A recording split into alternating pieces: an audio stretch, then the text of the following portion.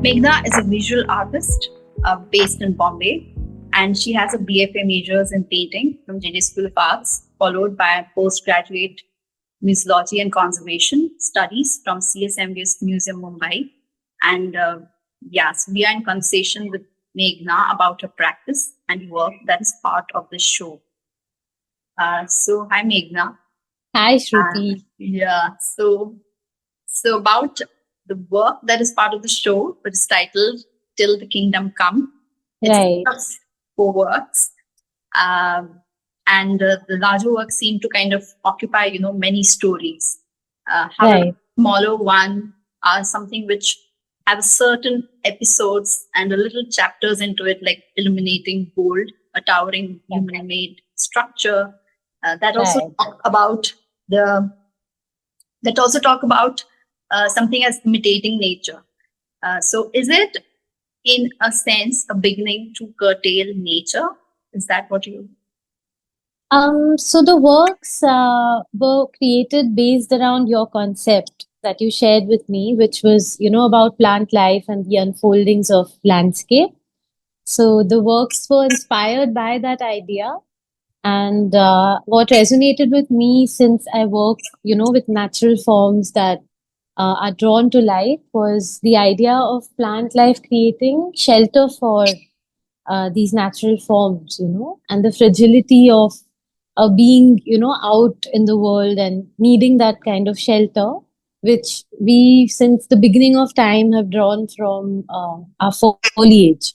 And that idea kind of, then took shape through these works. And in the larger work, especially, you can see the sleeping form, in the center, and there's all of these creatures around it, and these occurrences of transport, like a ship drawing the foliage into the whole surrounding of that form. So the idea was about that shelter being created naturally, and then in the last work, which is a part of the four works, you see that one man-made structure which kind of symbolizes how we imitate nature as human beings, and everything that we do and construct has been inspired by something that's already happening, around us through other creatures. And that idea kind of then took shape through those drawings. And you can see that one very man-made, kind of ugly almost structure that contrasts the fragility of an otherwise more delicate form, and the elements that are more uh, uh, they resonate more with foliage and with a more natural pattern of sorts. So that was the idea behind making it. Yeah, yeah, Yes. yeah. So Also, yeah, I was also coming to this thing of your practice has often followed, as you already mentioned, journeying into the natural forms, or how they are drawn or being drawn into the light. So, can you right. also speak a little more about this phenomena of the Of so thing the in your practice, especially? right. Yeah. So there's a phenomena that's called transverse orientation, which I came across when I was just, starting to, create my own practice and my own language. And that's what really intrigued me, because all forms are drawn to light, and there are so many stories that, you discover through that, like a moth being drawn to a flame, and, the idea of how the flame consumes the moth.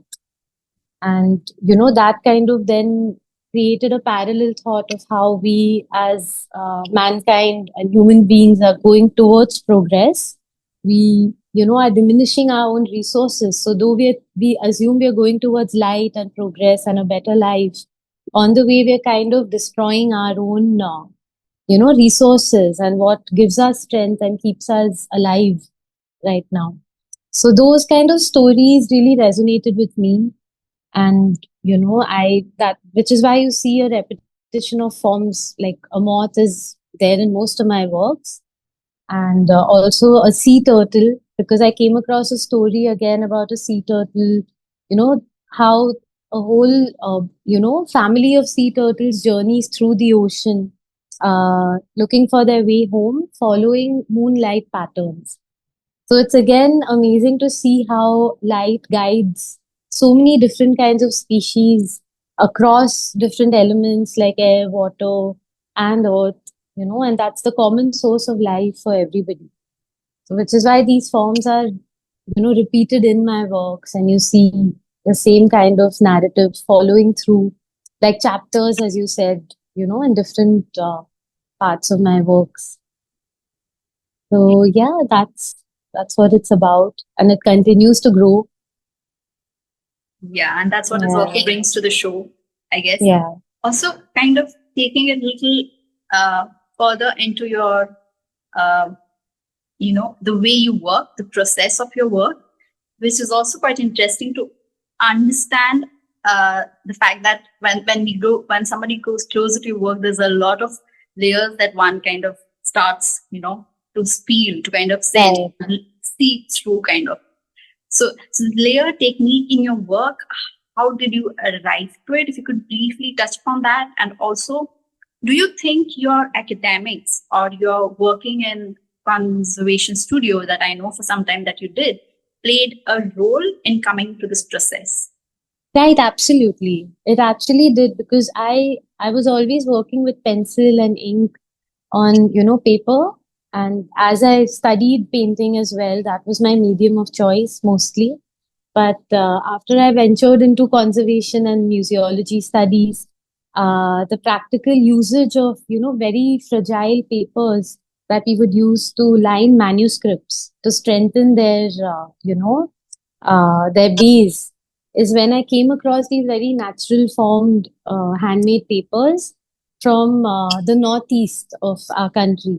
And they have within them these veins that are very, fragile, and because they're made from shrubs and from the barks of the tree. So you can see those lines and those kind of patterns in the paper, and they're very translucent.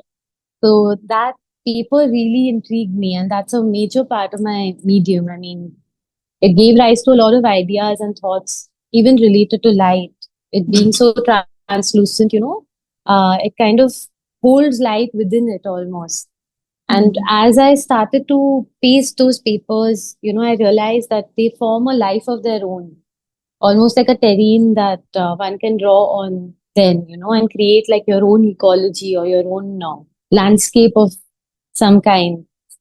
And that's how I began. I started to experiment with those papers on linen and on canvas and on different kinds of textiles to see what is more translucent, when needed, and what it inspires me to create on it, because it's a constant, interaction between the surface, and it almost dictates what I want to, draw or depict on the surface, because those patterns while I'm pasting is a very, very intuitive process, where while I'm pasting it, I see the patterns emerge and the creatures and the formations that finally you see, in the final work, are actually uh, decided on as I'm creating. And, there are many that get hidden also, and some that are revealed later.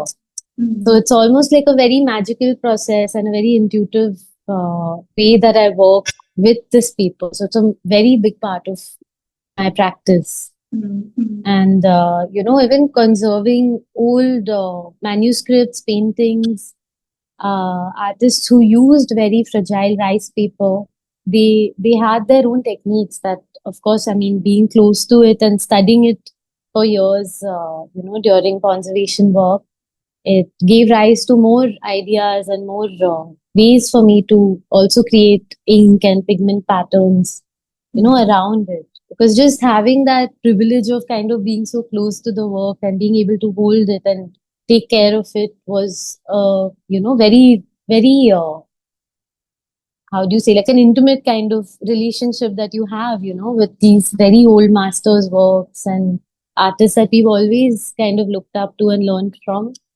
So I've been very lucky to have that kind of access and learn from those techniques as well. Because my works are also very traditional in their making, right? I do, use traditional drawing methods to create these works. So I would say conservation has played a huge part in, me making these works. And also the adhesives I use, the way of layering and all of that is just, I've been, lucky to have that kind of experience and exposure. And that's how these works have kind of come along over the last decade.